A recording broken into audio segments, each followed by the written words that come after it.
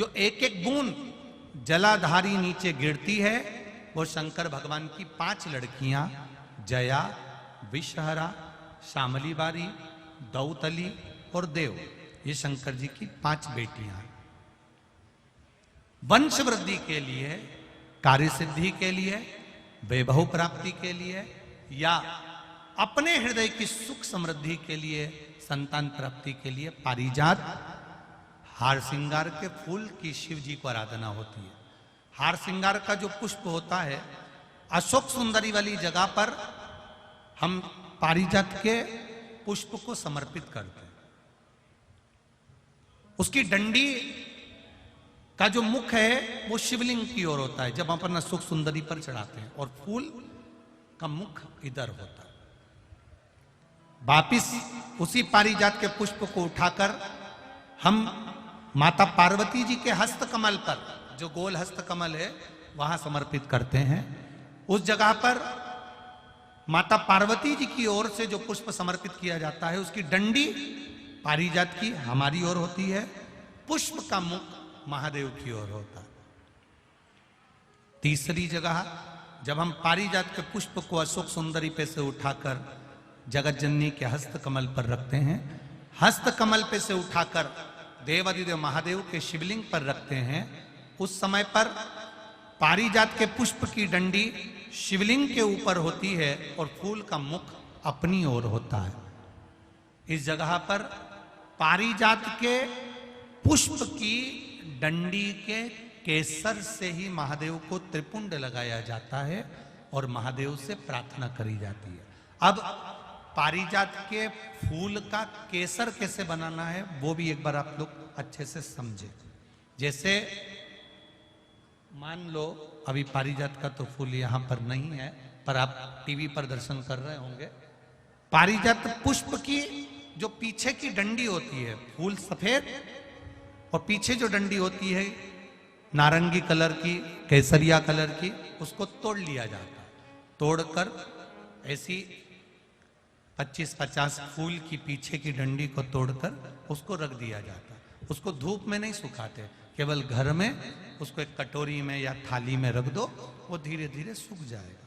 सूखने के बाद उसको पीस लो, पीसकर उसका चंदन तैयार हो जाएगा पारिजात फूल की उस डंडी का। और जिस समय वंश के लिए, सिद्धि के लिए, कार्य सिद्धि के लिए या वैभव प्राप्ति के लिए हम पारिजात का पुष्प देवादिदेव महादेव को समर्पित करते हैं, उस समय इसी को पानी में घोलकर देवादिदेव महादेव को जब आप लगाएंगे तो जैसे केसर घुलती है, केसर का जैसे कलर होता है, केसर जैसी सुगंध करती है, वैसे की वैसे ही ये पारिजात की जो डंडी आप लोगों ने सुखाई है, वही डंडी का जो चंदन बनाया है, शिव जी को लेपन करा है, उस समय पर अपने हृदय की बात आपने जो देवादिदेव महादेव को कही है, बस वही सुगंध हमारे जीवन में आना प्रारंभ हो जाती है। वो पारिजात हार श्रृंगार। अब जरा ध्यान दीजिएगा, हार श्रृंगार के पुष्प, पारिजात का जो पुष्प है, सोमवार की अष्टमी पड़ने पर यदि हम देवादिदेव महादेव की पारिजात के फूल से आराधना करते हैं, स्मरण करते हैं, तो उसका फल भी हमें अधिक प्राप्त होगा। पारिजात का पुष्प, हम तो यहां तक कहेंगे अगर आपके यहाँ हार श्रृंगार का पेड़ लगा हो, पारिजात का पुष्प यदि आपके यहाँ होता हो, रात को खिलता है, सवेरे मिलता है, ऐसा पारिजात का अगर वृक्ष आपके यहाँ लगा हो तो प्रयास करना। 12 महीने शिवरात्रि आती है, बोलो आती कि नहीं आती? आती है ना 12 महीने। 12 महीने शिवरात्रि आती है। कैलेंडर पर एक गोला बनाकर रख देना कि हमको ये शिवरात्रि आई है, हर महीने की शिवरात्रि तुम्हारे ध्यान में रहेगी।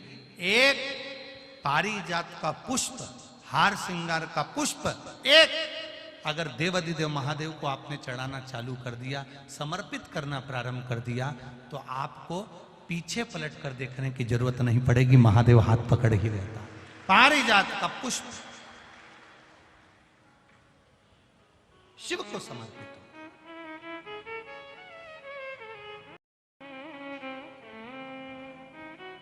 सफेद कलर का पुष्प है, आप टीवी पर दर्शन कर रहे होगे। केसरिया कलर की, नारंगी कलर की उसकी डंडी है, भगवान शिव को समर्पित पारिजात। जब हम देवादिदेव महादेव को जल समर्पित करते हैं, भगवान शंकर को जब हम जल चढ़ाते हैं, उस समय पर भी भगवान को, अगर तुम्हारे पास में थोड़ा सा पारिजात की जो डंडी है सुखाई है, आपने पारिजात फूल के नीचे की जो डंडी है उसको तुमने सुखाकर अगर चंदन बनाया है, तो वो चंदन आप प्रतिदिन भी देवादिदेव महादेव को समर्पित कर सकते हो। पारिजात पुष्प। एक बात और हमारे स्मरण में रहे,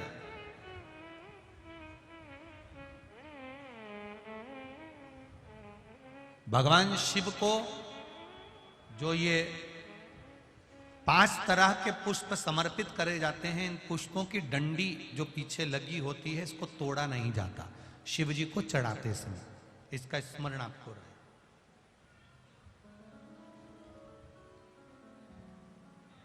तीन शिवालय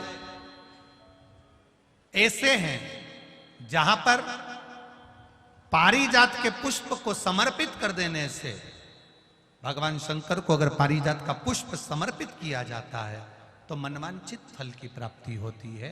पहला, मां नर्मदा से निकला हुआ कंकर नर्मदेश्वर महादेव। अगर कहीं नर्मदा जी के कंकर से शिवलिंग बना हुआ है तो मां नर्मदा के शिवलिंग पर पारिजात का पुष्प समर्पित होता है। दूसरा, जो शिवालय एकांत में हो, एकांतेश्वर महादेव जो एकांत में बैठे हो, भले ओटले पर बैठे हो, अकेले बैठे हो, एकांत में बैठे हो, वो एकांतेश्वर महादेव पर भी पारिजात का पुष्प समर्पित कर देने से, अगर कोई अदालत का कोर्ट केस होता है तो बाबा देवादिदेव महादेव का मात्र पारिजात पुष्प का स्मरण या उसको समर्पित कर देने से भी फल की प्राप्ति होती है। तीसरा, ऐसा शिवालय जो नदी के तट पर हो, सरोवर के तट पर हो, कुंड के तट पर हो, बावड़ी के तट पर हो, कुएं के तट पर हो। आप सब लोग तो ग्रामीण क्षेत्र के निवासी हैं और जितने लोग भी कथा सुन रहे हैं आस्था चैनल पर, फेसबुक, यूट्यूब पर, सबके स्मरण में होगा, पहले हमारे जो पूर्वज होते थे वो कुआं बावड़ी के पास में शंकर जी का शिवलिंग रख देते थे। ध्यान में होगा, जिसको स्मरण में होगा उसको मालूम होगा। शिवलिंग लाते थे और जहां कुआं होता था, बावड़ी होता था, तालाब होता था, नदी होती थी, उसके तट पर, उसके पास में शिवलिंग रख देते थे। कारण क्या है? किसी जलाशय, कुआं, बावड़ी, तालाब, नदी, सरोवर, इसके पास में जो शिवलिंग होता है उस शिवलिंग को बहुत सिद्ध करने की जरूरत नहीं होती। स्वयं गंगा मैया उस कुंड बावड़ी के रूप में रहकर शिवलिंग को सिद्ध कर देती है और वहां स्वयं विराजमान हो जाती है महाराज। वहां पर भी यह हार श्रृंगार पारिजात का पुष्प शिव को समर्पित किया जाए। 3 जगह ऐसी है जहां कभी मौका मिल जाए और तुम्हारे पास में पारिजात का फूल हो और कहीं तुम्हें मिल गया, तुमने आज्ञा ले ली, हम ये पुष्प ले लें क्या, और लेकर अगर आपने चढ़ाया है तो उसका फल जरूर मिलेगा। पारिजात हार श्रृंगार का पुष्प, चंदन भी प्रयोग कर सकते हो उसका, चंदन। महाराज शिव पुराण कह रहे,